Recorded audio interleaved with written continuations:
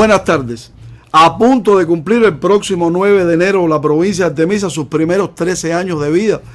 Un tiempo en que hemos crecido, en que nos hemos multiplicado, con muchísimas dificultades como el resto de las provincias que ya están consolidadas, con una identidad bien consolidada también, en medio de muchísimas dificultades que tienen que ver con carencias propias, otras con carencias que no tienen que ver propiamente con la voluntad de los artemiseños ni de las autoridades del país, pero es una provincia que crece y es una provincia que se reconoce. Cuando se crea la provincia de Artemisa en el año 2009, no salió así por la decisión de alguien o de un grupo de manera espontánea. Fue necesario hacer una división político-administrativa donde extinguiera la entonces provincia de La Habana de 19 municipios, y como he dicho en otras ocasiones hasta en este programa, no tenían nada que ver los municipios del occidente como Artemisa y los municipios más orientales como Nueva Paz, digámoslo así, como San Nicolás de Bari, Madruga, Jaruco o Santa Cruz del Norte.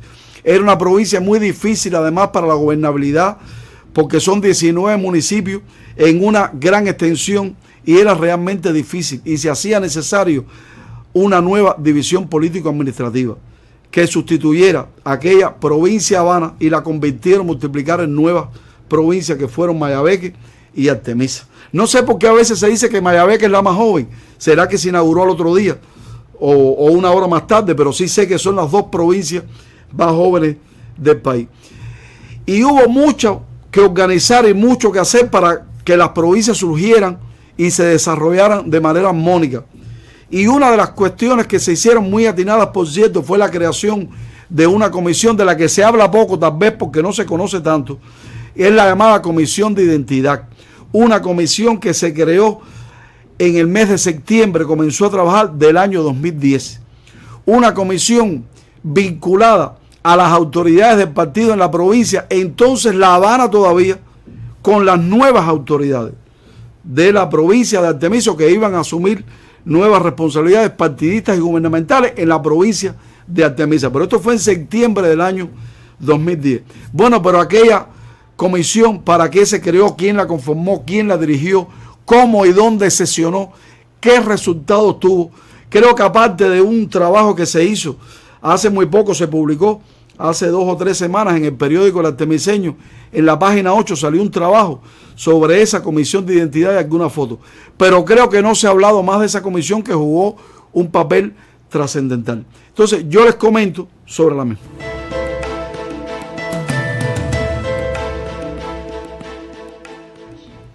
En septiembre del año 2007, el rector del entonces Instituto Superior Pedagógico Rubén Martínez Villena, ubicado en el municipio de Alquizar, hoy Escuela Pedagógica de la provincia con el mismo nombre, el rector, doctor Eduardo López Núñez, recibió la encomienda de que uno de sus profesionales se encargara de asumir la dirección de aquella comisión.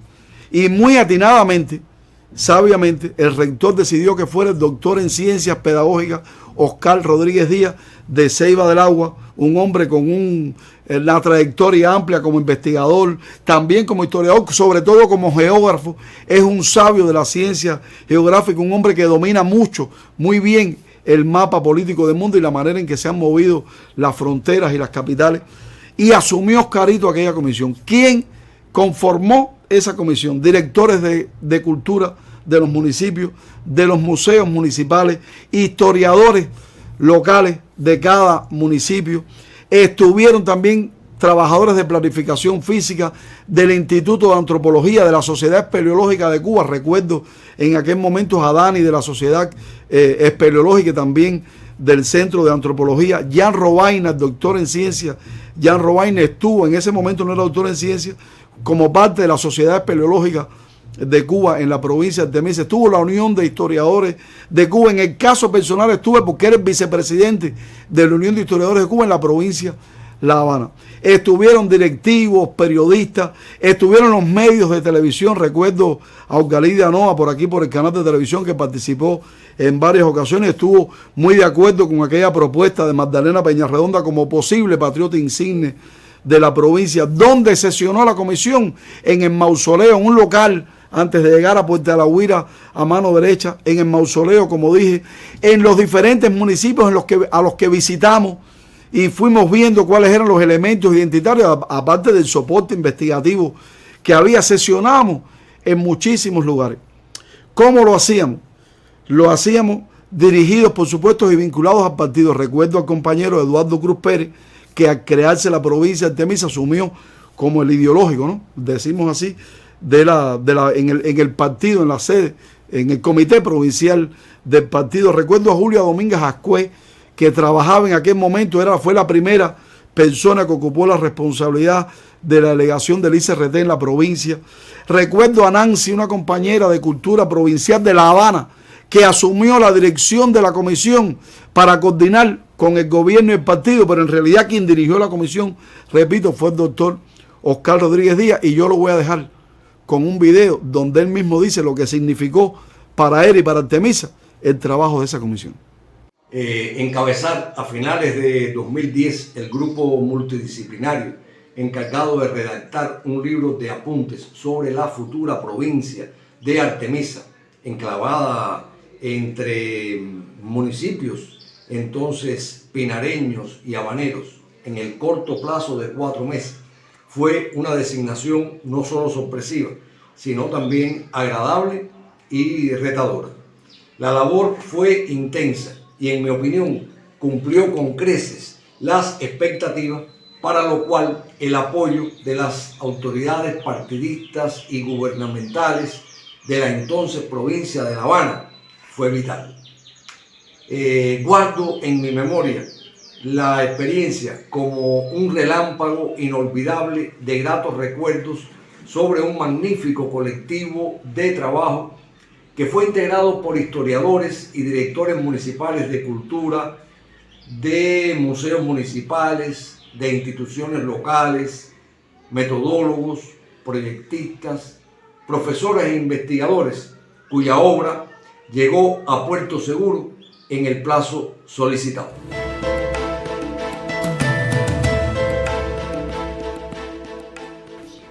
Miren, aquella comisión era muy necesaria porque había que dotar a la nueva provincia de Artemisa de símbolos que ya los tenía, pero había que designar cuáles eran los fundamentales, cuál iba a ser el símbolo de la provincia de Artemisa.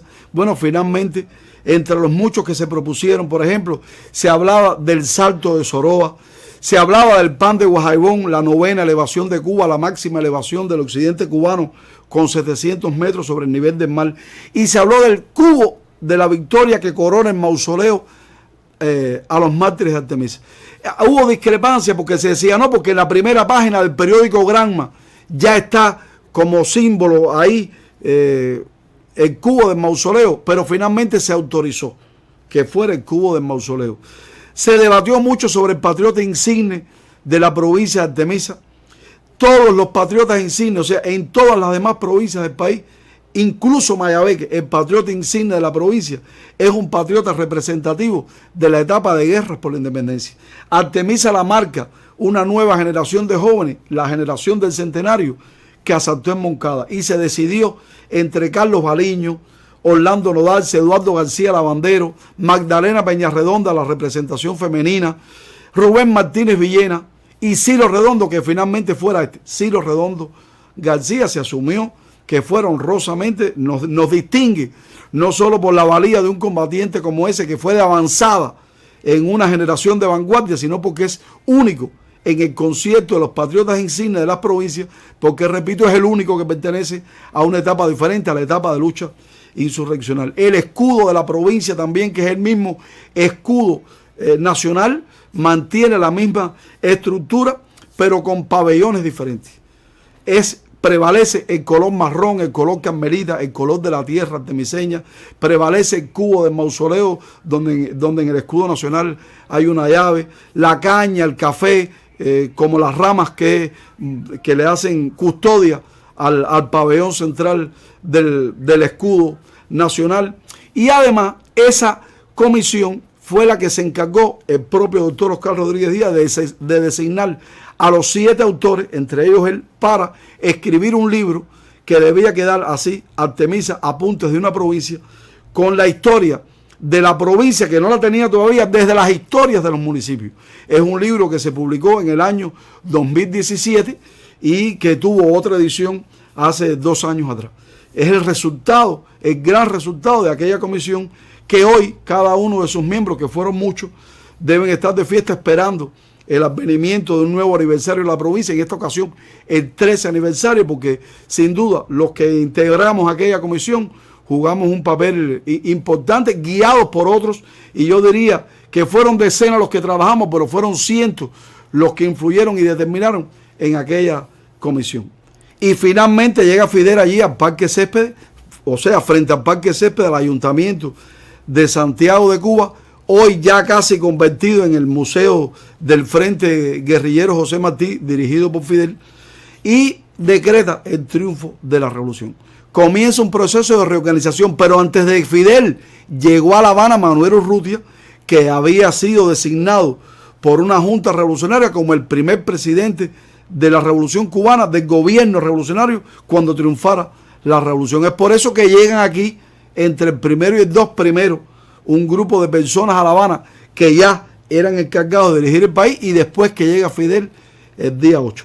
Fue una caravana conformada por soldados del ejército rebelde, por combatientes clandestinos del movimiento 26 de julio sobre todo, pero también en un número muy significativo por soldados y oficiales de la tiranía que se subordinaron al ejército rebelde inmediatamente que triunfó la revolución y que no tenían compromiso con abusos, ni con crímenes, ni con delaciones, ni con tortura en ningún caso.